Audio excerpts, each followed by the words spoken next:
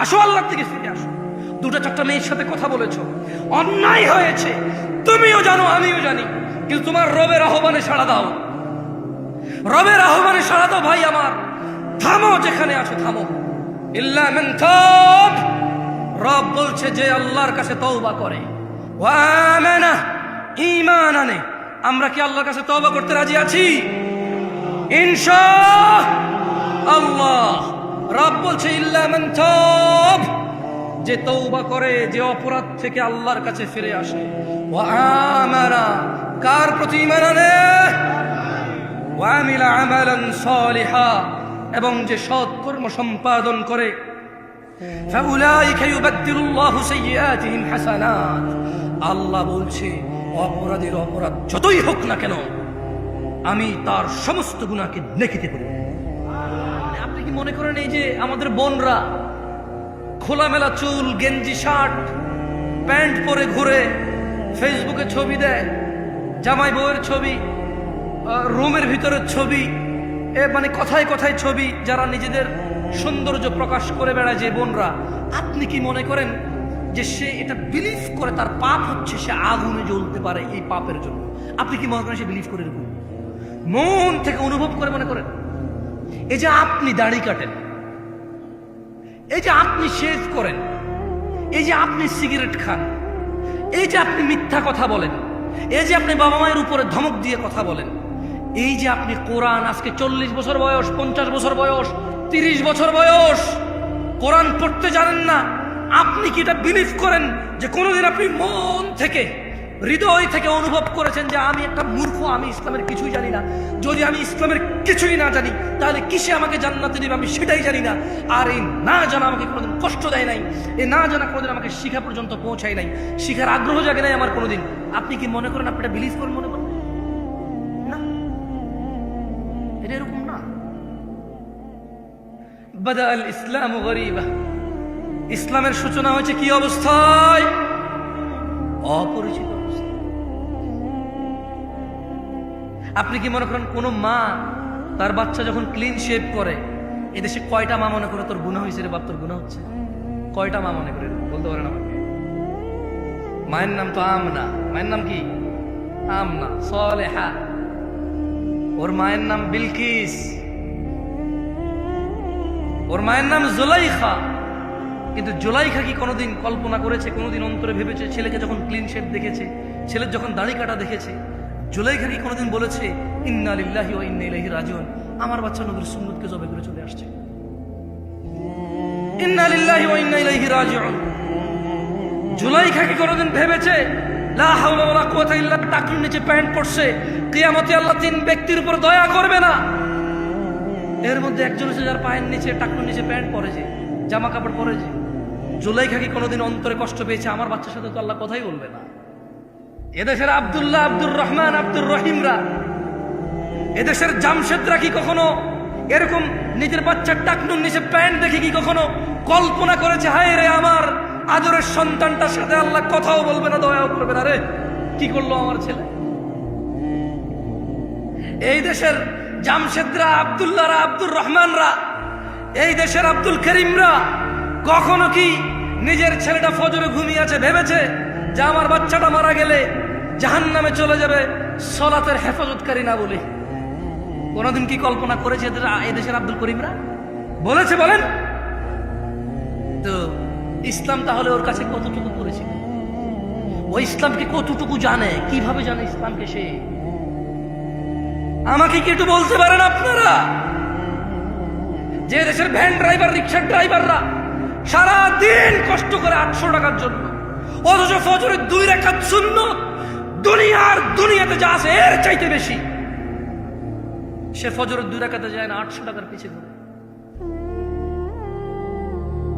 কোনদিন কি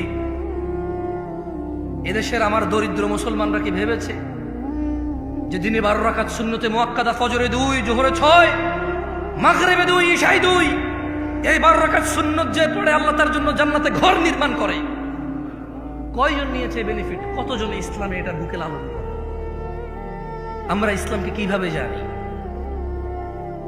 শুধু বিয়েতে কবুল আমাদের ইসলাম সম্মত, বাকি বউ যে কাপড় পরে জামাই যে কাপড় পরে, যেখানে বসে বিয়ে হয়, যে বিয়ে পড়ে, যে উকিল হয়, যে সাক্ষী হয়, সব কিছুতে ইসলাম কোথায়?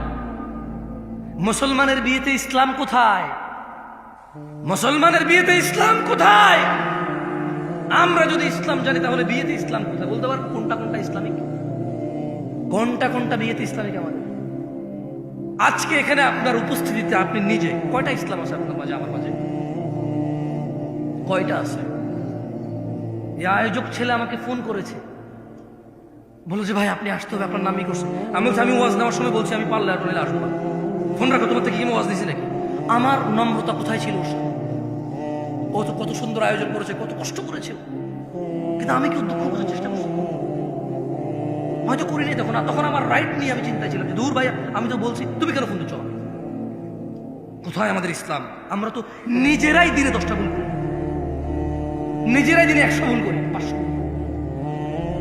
তিনি সাল্লাল্লাহু আলাইহি সাল্লাম বলেছে, দাজাল, এই ছোট ভাই তুমি কেন দাড়ি কাটো বলতে পারো? বলতে পারো তুমি কেন দাড়ি কাটো? তুমি জানো না। Maybe you look nice, you think like that. তোমার একটা চিন্তা, এটা জাস্ট তোমার একটা ধারণা। মেবি তুমি বৃদ্ধ দেখতে চাও না নিজেকে, দাঁড়িয়ে একটা বুড়া বুড়া মনে হয়, হয়তো তোমার মাথায় একটা ঢুকছে। Otherwise what else? আর কি মানে, আর কি হতে পারে এখানে? পারপাস কি হতে পারে দাড়ি কাটা? মানে কি? জ্ঞান বেড়ে যায়, উচ্চতা বেড়ে যায়, বংশমর্যাদা পরিচয় চেঞ্জ হয়ে যায়, চাকরি হয়ে যায়। হোয়াট? তুমি প্রতি বৃহস্পতিবার রাতে কাটো, শুক্রবার উদ্দেশ্যে তুমি বিয়েতে যাওয়ার আগের দিন কাটো, তুমি বেড়াইতে যাওয়ার আগের দিন কাটো, তুমি শহরে যাওয়ার আগের দিন কাটো, তুমি বাড়িতে ফেরার দিন কাটো। কেন? আজকে যারা উপস্থিত হয়েছেন আপনাদের এতটুকু বলি, ইন্নাদ-দীনা ইনদাল্লাহিল ইসলাম। আল্লাহর কাছে একমাত্র মনোনীত দিন হচ্ছে ইসলাম। আল্লাহ বলছেন, ওয়ামাখতালাফাল্লাযীনা উতুল কিতাবা ইল্লা মিন বা'দি মা জাআহুমুল ইলমু বাগয়াম বাইনাহুম। আর যাদেরকে কিতাব দেওয়া হয়েছিল তারা কেবল পরস্পর বিদ্বেষবশত, মানে আমার কথাই আপনার ভালো লাগে না, আপনার আচরণ আমার ভালো লাগে না, আমার স্টাইল ভালো লাগে না, কথার আন্দাজ ভালো লাগে না, বডি ল্যাঙ্গুয়েজ, হাত পা নড়ে ভালো লাগে না, দ্রুত কথা বলি বা জোরে কথা বলি বা আস্তে কথা বলি ভালো লাগে না। অথবা আপনি নিজেকে শুধু হানাফি মনে করেন বা শাফি মনে করেন, হাম্বালি বা মালিকি মনে করেন। হানাফি মনে করার পরে আপনি হয়তো মনে করেন নিজেকে চিশতি, সাবরি, তরিকত, হাকিকত, মারিফত, শরীয়ত এভাবে মনে করতে পারেন। সুফি নিজেকে মনে করতে পারেন। সুফি মনে করার পর আপনি মাইজ ভান্ডার, সরসিনা, তারপর এদিকে জৈনপুর, আটরশি, ফুরফুরা, আপনি নিজেকে এগুলো মনে করতে পারেন। আপনাকে একটা কথা বলি, মনোযোগ দিয়ে শুনেন। আল্লাহ সূরা আল ইমরানের 19 নম্বর আয়াতে বলেছে যে আল্লাহর কাছে একমাত্র মনোনীত হচ্ছে দিন হচ্ছে কি? তাহলে প্রবলেম কোথায়? আল্লাহ বলছেন, ওয়ামাখতালাফাল্লাযীনা উতুল কিতাবা ইল্লা মিন বা'দি মা জাআহুমুল ইলমু বাগয়াম বাইনাহুম। আর যাদেরকে কিতাব দেওয়া হয়েছিল তারা শুধু নিজেদের বিদ্বেষবশত, তাদের কাছে জ্ঞান আসার পরও তারা মতনৈক্য ঘটিয়েছিল। ইলম এসেছে, জ্ঞান এসেছে, ফুরকান এসেছে, সত্য মিথ্যার পার্থক্যকারী এসেছে, কিন্তু না, কোরআন ও সহিহ সুন্নায় তাদের কোনো আপত্তি ছিল না। কিন্তু তারা নিজেদের একে অপরের বিদ্বেষে বসে তারা জ্ঞান আসার পরে মতনৈক্য করেছিল। একজন আরেকজনের মতনৈক্য করতে গিয়ে ইসলামেরই মতনৈক্য করে ফেলেছে তারা। ওয়ামান ইয়াকফুর বিআয়াতিল্লাহ, ওয়ামান ইয়াকফুর বিআয়াতিল্লাহ, আর যে ব্যক্তি আল্লাহর আয়াতকে অস্বীকার করে, ফাইন্নাল্লাহা সারিউল হিসাব, নিশ্চয় আল্লাহ অনেক দ্রুত হিসেব গ্রহণকারী। কত দ্রুত? তুমি মোবাইলে কল দিলে বাংলাদেশ থেকে আমেরিকা যত দ্রুত যায় এর চাইতে দ্রুত। কত দ্রুত? ওয়াল্লাহু তাআলা আলাম, আল্লাহই ভালো জানে কত দ্রুত হবে। ইত্তাকু রাব্বাকুম ইয়া নাস, মানুষ রবকে ভয় করো। আল্লাহর কাছে একমাত্র মনোনীত দিন ইসলাম। নিজেদের দলে দলে বিভক্ত করে ভিন্ন ভিন্ন নামে ইলম, জ্ঞান, সত্য মিথ্যা আসার পরেও নিজেদের একজন আরেকজনকে পছন্দ অপছন্দের কারণে তোমরা দ্বীনকে অস্বীকার করিও না, মতনৈক্য করিও না। জেনে নাও, সুন্নাহকে আঁকড়ে ধরা আমাদের জন্য আবশ্যক। সফলতা নেই মুস্তাফার অনুসরণ ছাড়া, সাল্লাল্লাহু আলাইহি ওয়াসাল্লাম। মুস্তাফার অনুসরণ ছাড়া, অনুকরণ ছাড়া, ইত্তেবা ছাড়া জান্নাত নামুমকিন, জান্নাত অসম্ভব। জাহান্নামের আগুন ঝলসে দেবে যার ইবাদতে মুস্তাফার অনুসরণ নেই। সুন্নাহকে আঁকড়ে ধরতেই হবে আমাদের। তিনি সুবহানাহু ওয়া তাআলা বলেন, মান ইউতি'র রাসূল, যে আমার রাসূলের ইতাআত করে, যে আমার মুহাম্মাদের অনুসরণ করে সাল্লাল্লাহু আলাইহি ওয়াসাল্লাম, ফাকাদ আতা আল্লাহ, সে আল্লাহর ইবাদত করে। যে তিনি সাল্লাল্লাহু আলাইহি ওয়াসাল্লামের অনুসরণ করে, ফাকাদ আতা আল্লাহ, সে আল্লাহর ইবাদত করে। ওয়া মান তাওয়াল্লা, আর কেউ যদি রাসূল সাল্লাল্লাহু আলাইহি ওয়াসাল্লামের অনুসরণ থেকে মুখ ফিরিয়ে নেয়, ফামা আরসালনাকা আলাইহিম হাফিযা, আল্লাহ বলছে ও মুহাম্মদ সাল্লাল্লাহু আলাইহি ওয়াসাল্লাম, যদি কেউ আপনার থেকে মুখ ফিরিয়ে নেয়, যদি কেউ ভালো কাজ, খারাপ না তো অসুবিধা কোথায়? বাপে করেছে, দাদা করেছে, বড় হুজুর ফতোয়া দিয়েছে, যুগের পর যুগ চলে আসছে, সমস্যা কোথায়? ফামা আরসালনাকা আলাইহিম হাফিযা ওয়া মুস্তাফা আলাইহিস সালাম ওয়া মান তাওয়াল্লা, যে আপনার অনুসরণ করে না ইবাদতে, আমি আল্লাহ আপনাকে তাদের জন্য তত্ত্বাবধায়ক করে পাঠাইনি। তাহলে কিভাবে পাঠাইছে আল্লাহ রাসূল সাল্লাল্লাহু আলাইহি সাল্লামকে?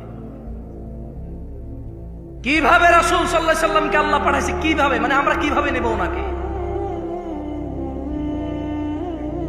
যদি আমাদের এই পুরো পৃথিবীর সমস্ত মুসলিম আল্লাহর রাসূলের ইতাআত বাদ দিয়ে নিজেদের প্রবৃত্তি স্বীকার করে, সেই প্রবৃত্তির অনুসরণ করে, আল্লাহ বলছেন যে আপনার কোনো দোষ নাই। ওয়া মা আলাইকা আল্লা ইয়াযাক্কা, ওয়া মা আলাইকা আল্লা ইয়াযাক্কা। এরা যদি পবিত্র না হয়, এরা যদি পরিশুদ্ধ না হয়, ওয়া মা আলাইকা আল্লা ইয়াযাক্কা, ও মুহাম্মদ আপনার কোনো সমস্যা নাই, আপনার কোনো দোষ নাই।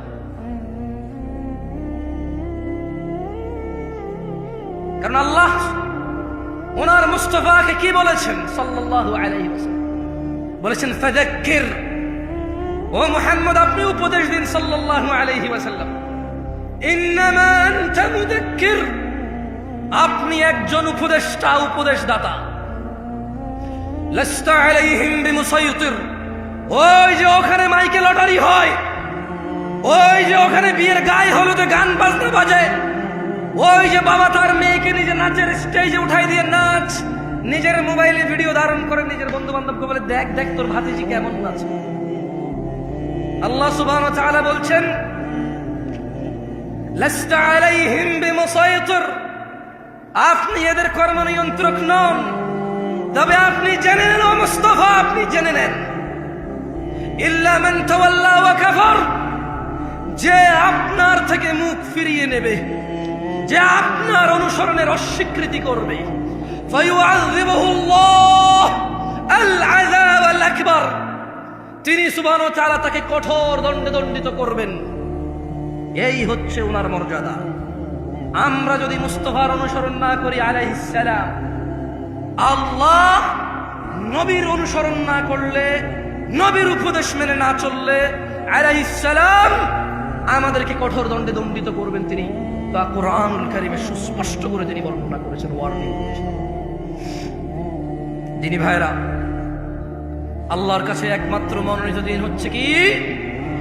ইসলাম।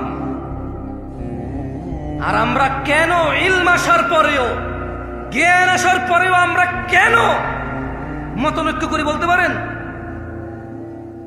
আমি কিন্তু একটু আগে বলেছি, নিজেদের বিদ্বেষ বশত। কার বিদ্বেষ বশত? কার? প্রবলেম আমার। প্রবলেম আপনার। কারণ আপনি নিজে যদি বলি যে কোরআন কি পূর্ণাঙ্গ মানেন, আপনি বলবেন মানি। আমি যদি বলি যে পরিস্থিতি যদি এমন আসে কোরআনের জন্য জীবন দিতে হবে, মানে এখানে চান্সেস আছে যে মানে জীবনটা চলে যাবে, মনে হয় দাঁড়াবেন, আপনি বলবেন হ্যাঁ দাঁড়াবো। যদি বলি মুস্তাফা ছাড়া কেউ নেই অনুসরণীয়, আপনি কি মানেন? আপনি বলবেন অবশ্যই, উনি ছাড়া কে আছে অনুসরণীয়। যদি বলি তিনি সাল্লাল্লাহু আলাইহি সাল্লামের অনুসরণীয় হচ্ছে আল্লাহর ইবাদত, আপনি কি মানেন? আপনি বলবেন অবশ্যই, তিনি সাল্লাল্লাহু আলাইহি সাল্লামের অনুসরণীয় হচ্ছে আল্লাহর ইবাদত। তাহলে প্রবলেম কোথায়? আমরা কেন বিভক্ত? কোরআন তো আমরা পূর্ণাঙ্গ মানতে রাজি, জীবন দিতে রাজি। উনি সাল্লাল্লাহু আলাইহি সাল্লামকে সর্বোচ্চ পর্যায়ে রাখতে আমরা রাজি। তাহলে প্রবলেম কোথায়? প্রবলেম কোথায় বলেন তো? কোথায়? নিজেদের। প্রবলেম কোথায়? হানাফির, শাফির, মালিকির, হাম্বলির, চিশতির, সাবেরির না, নিজেদের। মানে আমার প্রবলেম কার? আমাদের প্রবলেম। আল্লাহর কাছে একমাত্র মনোনীত দিন হচ্ছে কি? ইসলাম। দিন কি আসলে? আল্লাহ সুবহানাহু ওয়া তাআলা কোরআনুল কারীমে বলছেন, ওয়ামা আতাকুমুর রাসূল, যা রাসূল সাল্লাল্লাহু আলাইহি সাল্লাম দিয়েছে, ফাখুযুহ, তা নিয়ে নাও। ওয়ামা আতাকুমুর রাসূল ফাখুযুহ, রাসূল যা দিয়েছে তা নিয়ে নাও। ওয়ামা নাহাকুম আনহু ফান্তাহু, যা থেকে তিনি নিষেধ করেছেন তা তোমরা বর্জন করো। ওয়াত্তাকুল্লাহ, আর তোমরা আল্লাহর তাকওয়া অবলম্বন করো। ইন্নাল্লাহা শাদীদুল ইকাব, ও মানুষ, নিশ্চয়ই আল্লাহ শাস্তি দানে অনেক অনেক অনেক অনেক অনেক অনেক অনেক বেশি কঠোর। আল্লাহ শাস্তি দানে অনেক কঠোর।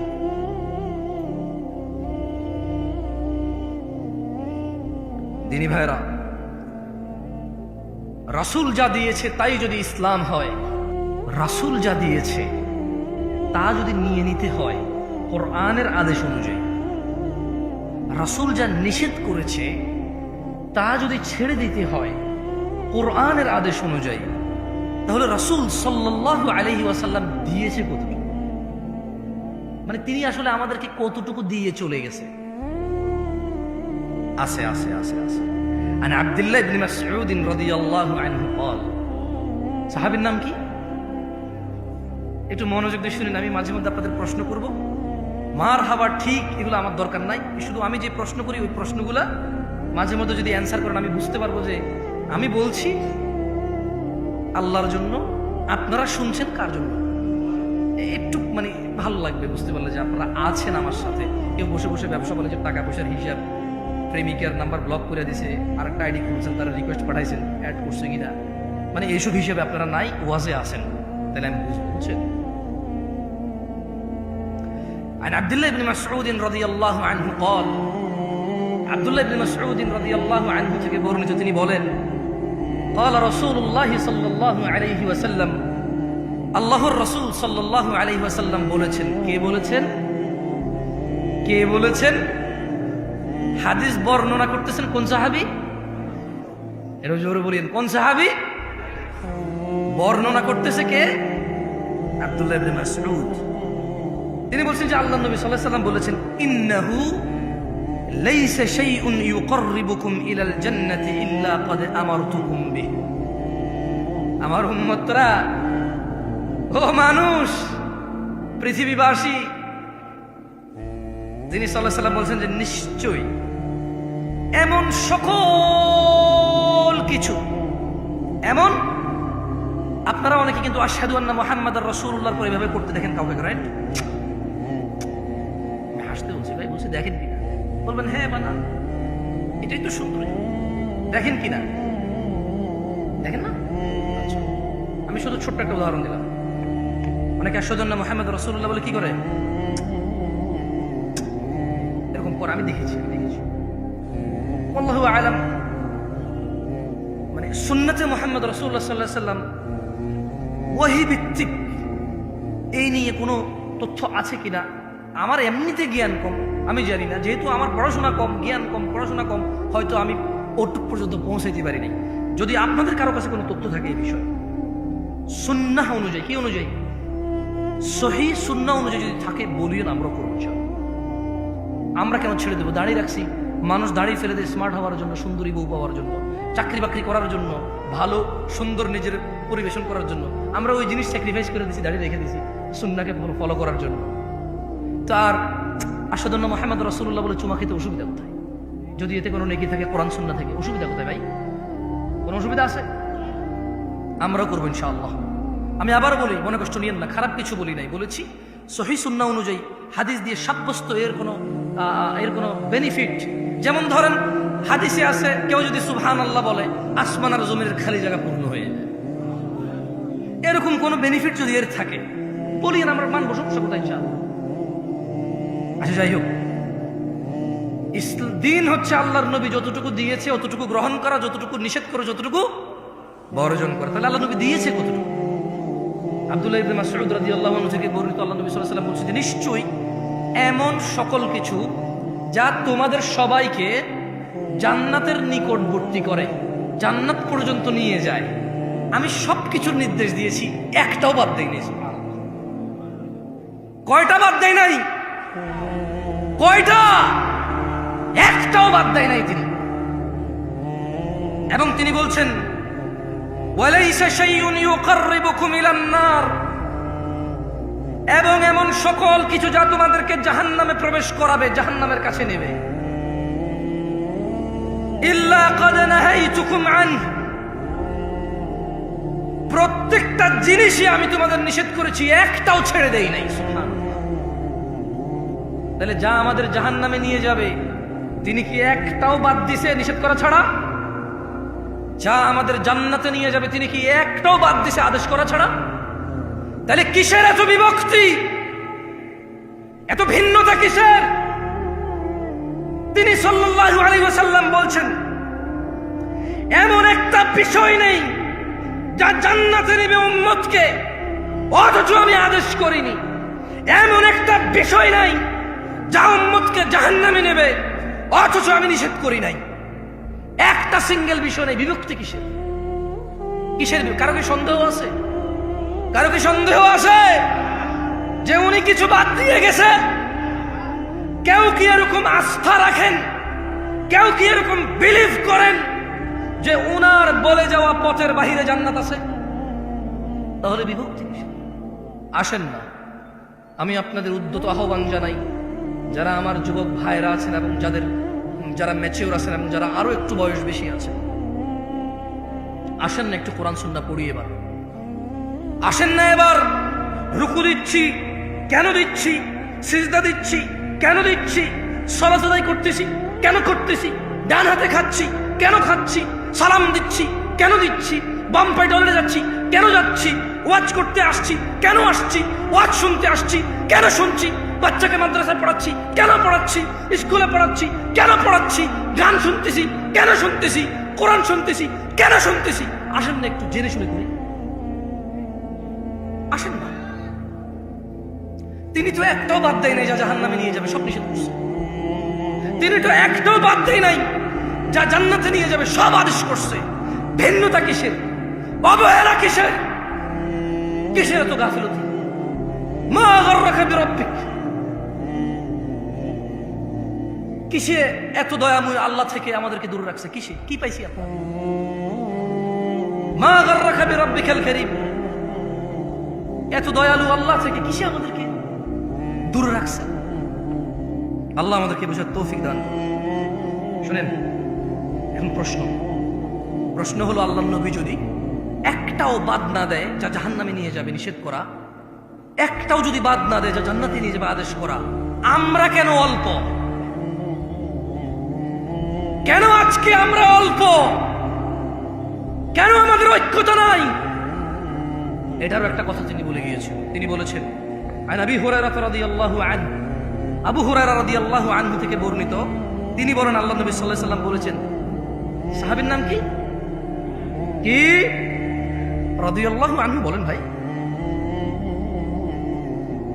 তিনি বলেন, আল্লাহ নবী সাল্লাল্লাহু আলাইহি ওয়াসাল্লাম বলেছেন, বাদাআল ইসলামু গরীবা, ইসলামের সূচনা হয়েছিল অপরিচিত অবস্থায়। কি অবস্থায়? কি অবস্থায়? আচ্ছা বলেন তো, গায়ে হলুদে যে মানুষটা বিয়েতে গায়ে হলুদ করে, আপনি কি বিশ্বাস করেন সে বুকে পূর্ণাঙ্গ অনুভূতি রাখে যে এটা গুনাহ, এটা ইসলামিক না, এটা অনইসলামিক, এটা মহাপাপ, জঘন্য নিকৃষ্ট আচরণ বিয়ের মধ্যে? সে কি এটা অনুভব করে এভাবে হৃদয় থেকে? তার কাছে এত অনুভূতি নাই, এটা নেই। ইসলামের সূচনা হয়েছিল কি অবস্থায়? সবাই বলেন, ইসলামের সূচনা হয়েছিল কি অবস্থায়? অপরিচিত অবস্থায়। আল্লাহ নবী সাল্লাল্লাহু আলাইহি সাল্লাম বলছেন, বাদাআল ইসলামু গরীবা, ইসলামের সূচনা হয়েছিল অপরিচিত অবস্থায়। ওয়া সায়াউদু কামা বাদাআ গরীবা, অচিরেই, নিকটে, শীঘ্রই এটা আবার আগের মতো অপরিচিত হয়ে যাবে। খুব শীঘ্রই ইসলামটা ঠিক আগের মতো অপরিচিত হয়ে যাবে। আজকে মুসলমানের বিয়েতে ইসলামী খুঁজে পাওয়া যায় না। আজকে মুসলমানের পড়ালেখার বিদ্যালয়ে ইসলাম খুঁজে পাওয়া যায় না। আজকে মুসলমানের ঘরে বাবা মা আর ছেলে মেয়ের ভিতরে ইসলাম খুঁজে পাওয়া যায় না। আজকে হুজুরদের ভিতরে ইসলাম খুঁজে পাওয়া যায় না। ইউটিউবার বক্তাদের বক্তব্য জনসম্মুখে প্রচার করে মানুষকে দিন শিখানোর এক নৈতিক ও এক কঠোর এবং বিশাল লাভজনক দায়িত্বে যারা নিয়োজিত, যারা নিজেরাই এই দায়িত্ব নিয়েছে, কেউ ওদের বলেনি তুমি ভিডিও করে ছাড়ো আমার ভিডিও ইউটিউবে। নিজে নিজে দায়িত্ব নিয়েছে দিন প্রচারের, অথচ প্রচার করে শুধু যতটুকু ভেজাল, যতটুকু ভুল, যতটুকু বেশি মানুষ দেখবে যতটুকু ইসলাম অতটুকু নয়। বক্তা এমন বক্তব্য দেয় যে বক্তব্যের শ্রোতা ঠিক বলবে, ও জিজ্ঞেস করবে ঠিক কিনা, ব্যাস। বক্তা যখন তার দান লাগবে একরকম বক্তব্য দেয়, যখন লোকজনকে কান্না করাবে তখন একরকম বক্তব্য দেয়। এগুলো তার মুখস্থ, তার মনের ভিতরে অনুভূতি কিছু নাই। আমি এখানে ওয়াজ করতে আসছি, আপনারা শুনতে আসছেন। কত নবী রাসূল কিয়ামতে উঠবে যাদের উম্মতি থাকবে না হয়তো, অথচ আপনারা এতজন মানুষ আসছেন, স্টিল আমি আপনাদেরকে ধমক দিয়ে কথা বলতেছি। ভাই, এটা তো আল্লাহর পক্ষ থেকে নিয়ে আমার যে আলহামদুলিল্লাহ আমি দুটো কথা বলবো, মানুষগুলো শুনতে আসছে ইসলাম। আমার উচিত ছিল আপনাদের সাথে আরো সুন্দর, আরো মোলায়ম, আরো কোমলতা দিয়ে কথা বলা। কোথায় পারলাম আমি আমার কোমলতা? মনে হচ্ছে যেন আপনারা আসছেন এটা ঠেকায় পড়ছেন। আমি এক বেটা আসছি কই থেকে বিমানে চড়ে, আমি কোথায় আমার মন? আমি তো আসলে শঙ্কিত আমাকে নিয়ে। আপনাদের কি ওয়াজ করবো? আমি আমাকে নিয়ে চিন্তিত। আল্লাহ তাআলা আমাকে ক্ষমা করুক, আপনারা আমাকে মাফ করে দিন যদি ধমক দিয়ে। আমি হয়তো কথা বলার ফ্লো, আমার হয়তো স্বভাবগত যাতে একটু চঞ্চল, আমি ভাবছেন হাত পা নড়ে চড়ে, মাথা মতো গরম হয়ে যায় যখন উল্টাপাল্টা কিছু, মানে বাস্তবতা আর হাদিস একরকম, কোরআন একরকম, একটু গরম হয়ে যায়। আমি এর জন্য আন্তরিকভাবে ক্ষমা চাই। আপনারা আমার ভাই, আপনারা আল্লাহকে ভালোবেসে আসছেন, আপনারা নিজেরা টাকা খরচ করে আমাকে এখানে দাঁড় করাইছেন কথা বলার জন্য। এটা কত বড় নিয়ামত আল্লাহর পক্ষ থেকে আমার জন্য, অথচ আমি কিনা আপনাদের সাথে সুন্দর ব্যবহার করতে পারছি না। আমার মনে হচ্ছে যেন আমি মালিক হয়ে গেছি, কিনে ফেলছি আপনাদের, আমি একটা কিছু হয়ে গেছি। আল্লাহ আমাকে ক্ষমা, আপনারা আমাকে মাফ করে দিন। কেমন ইসলামের পরিচয় হয়েছে কি অবস্থায়? আবার কোথায় ফিরে যাবে? সবাই বলেন তো, আবার কোথায় ফিরে যাবে? কবে? কবে? কবে? আমাদের বিয়েতে আমরা ইসলাম পাই? আমাদের ঘরে ইসলাম আছে? মা প্রতিদিন খেয়াল রাখে তার বাচ্চা স্কুল মাদ্রাসায় গেছে কিনা? মা প্রতিদিন খেয়াল রাখে তার বাচ্চা হোমওয়ার্ক করছে কিনা? এই মা কি খেয়াল রাখে তার বাচ্চা নামাজ আদায় করছে কিনা?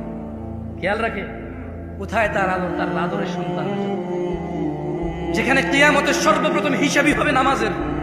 ফাইন সলুহাত, যার নামাজ ঠিক থাকবে তা সে জিতে যাবে, সফল হবে। আর যার নামাজ ঠিক থাকবে না সে ধ্বংস হবে, সে লাঞ্ছিত হবে। কোথায় আমার মায়ের চিন্তা, আমার সফলতা? কোথায় আমার মায়ের চিন্তা? যাক দিনী ভাইরা, আমি আবার বক্তব্য বেশি আর দীর্ঘায়িত করব না।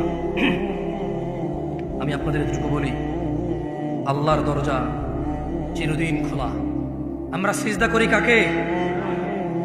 রুকু করি কাকে? দোয়া করি কার কাছে? অন্যায় করি কার সাথে বেশি? আমরা একে অপরের সাথে তো একে অপরকে তো সিজদা করি না, করি?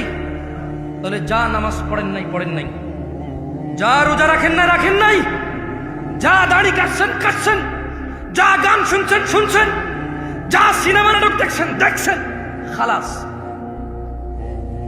ইরজিই আল্লাহর দিকে ফিরে আসেন। ইরজিই ইলা রাব্বিকা রাদিয়াতাম মারদিয়াহ।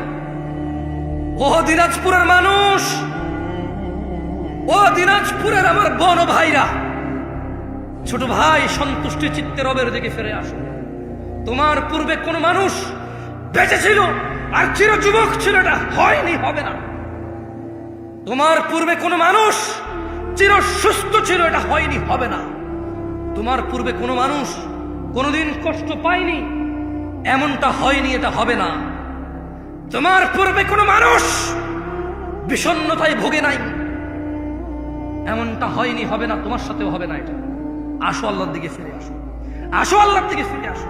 দুটো চারটা মেয়ের সাথে কথা বলেছ, অন্যায় হয়েছে, তুমিও জানো আমিও জানি, কিন্তু তোমার রবের আহ্বানে সাড়া দাও, রবের আহ্বানে সাড়া দাও। ভাই আমার, থামো, যেখানে আছো থামো।